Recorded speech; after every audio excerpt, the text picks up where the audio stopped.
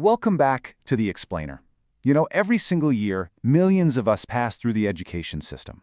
And honestly, because almost everyone has been to school at some point, well, almost everyone has an opinion on exactly how it works, why it succeeds, and why it struggles. But today we're diving into a full documentary-style investigation into the education system everyone thinks they know. And just to be clear up front, we aren't here to defend the system, we aren't here to criticize teachers, and we absolutely aren't here to blame parents. We are simply here to look at the evidence. So that brings us to our core investigative question for today. What happens when we look beyond the assumption? Because we've all sat at those wooden desks, right? We tend to assume we know exactly how the machinery of education operates. But as you'll see, many of the things people believe about education are actually based on outdated experiences, isolated incidents, or just narratives that have been repeated so many times they feel undeniably true. To uncover the reality of modern schooling, we're going to rapidly deconstruct what we're calling the illusions of familiarity. We'll look at the myth of the factory model, educational neuromyths, the realities of unassisted discovery, the hidden classroom ecosystem, and finally, the double-edged sword of standardized testing. All right, let's jump right in. Okay, so there is this incredibly popular critique out there that K-12 education is stuck in this century-old industrial-age factory model. And from the outside, I get it. Comparing ringing bells, standardized testing, and age-based cohorts to a 19th century Prussian factory feels super accurate. But if we look closer, we find this narrative is actually kind of an invented history. Historians point out that this factory model label is frequently used as a rhetorical foil. It's basically a convenient, scary story often used to sell new educational technology by claiming the old system is completely broken and industrialized. The actual messy evolution of schooling definitely wasn't a neat copy-paste of a Prussian factory designed to just pump out docile workers.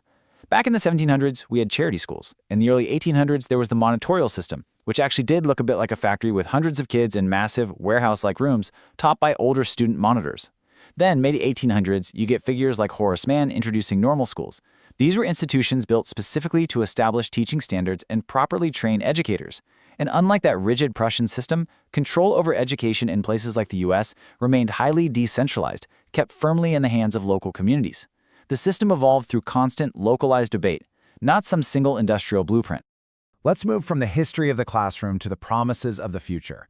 For decades now, the massive narrative has been that pushing post-secondary education for absolutely everyone, this whole college for all idea, is the ultimate equalizer. But researchers argue that this discourse frequently masks much deeper realities regarding class, race, and the actual labor market. While it's definitely well-intentioned, the push for universal college attendance has a hidden side that really doesn't always align with that utopian promise of upward mobility. To put that into perspective, just take a look at this striking number, 50.5%. According to the research, out of all U.S. high school graduates who actually set a bachelor's degree goal, barely half actually graduate. And that number plunges when we look at marginalized groups. It falls to 40.8% for low-income students and hovers right around 34 to 36% for African American, Latino, and first-generation college students. The absolutely crucial takeaway here is that there's a serious hidden cost to this discourse. When College for All is presented as the only viable path, it creates an illusory promise. We see these high dropout rates from marginalized students who are then burdened with unmanageable student debt.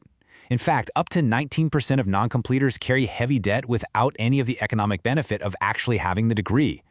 The data suggested focusing purely on individual college attendance can sometimes just distract us from systemic economic issues like the disappearance of middle-class jobs that don't require degrees in the first place. So far, we've been looking at these massive macro-systemic illusions. Let's use this as a bit of a palate cleanser and zoom our investigation inward. What happens when we look beyond the assumptions we hold about the human brain itself? How many of our teaching methods are actually based on real neuroscience, and how many are just based on cognitive illusions? You've almost certainly heard the claim that humans only use 10% of their brains, right? I mean, it's literally everywhere in pop culture. But the reality is, there's absolutely no way that's true. It is entirely false, yet the idea persists. And it's just one of many popular teaching approaches and beliefs that are actually based on deep misunderstandings of neuroscience. Researchers actually have a word for this. They call it a neuromyth. It happens when scientifically established facts are misunderstood, misread, or just warped entirely. They often start with a tiny little grain of truth from a medical scanner, but by the time they reach a textbook or a teacher training seminar, the science has been completely twisted to sell a specific educational program. Okay, let's dive into this data from a major study assessing these educational neuromyths. Look at how deeply ingrained these cognitive illusions are, even among highly dedicated educators. Get this, 75% of teachers surveyed believed the 10% brain myth. A staggering 97% believed in right brain versus left brain dominance. And the concept of strict visual, auditory, or kinesthetic learning styles, which is another neuromyth, is believed by anywhere from 20 to 98% of educators globally, depending on the region. The gap between actual neuroscience and classroom assumptions is massive, meaning the way we've all been taught to learn might be based on biological fiction. Which brings us to a really major instructional myth. There is this incredibly romanticized idea that unassisted discovery, simply letting students explore and figure things out completely on their own, is absolutely the best way to learn. And honestly, it sounds wonderful in theory, but the evidence-based reality is quite different. The data actually shows that guided, explicit instruction consistently yields far better outcomes. The evidence authentically backs this up. A massive meta-analysis, which is essentially a giant study combining 164 different research papers, clearly reveals that unassisted discovery falls short. When you compare throwing a student into a complex task totally alone versus providing them with worked examples, proper scaffolding, and timely feedback, the guided approach wins. To master complex skills, human beings simply need structure. So, we've explored the history of the system and the cognitive myths inside our own heads.